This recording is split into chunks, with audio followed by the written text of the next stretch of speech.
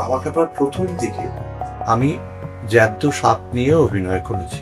সেটা একদম গোখরো সাপ, তার গলায় বিছিয়ে দিয়েছে, এইখানে ফনা ফনা তুলেছে এবং সেই ফস ফস ফস করে নিঃশ্বাস দিচ্ছে, সেটাও আমার গায়ে এসে পড়ছে।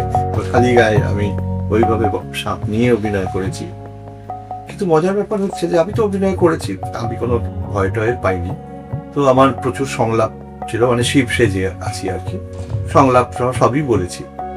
কিন্তু মজার ব্যাপার হচ্ছিল যে আপনার যখন কাট হলো, তো সেই যে সাপটি গলায় বেঁচিয়ে আছে, সে সাপ আর নামতে চায় না গলা থেকে।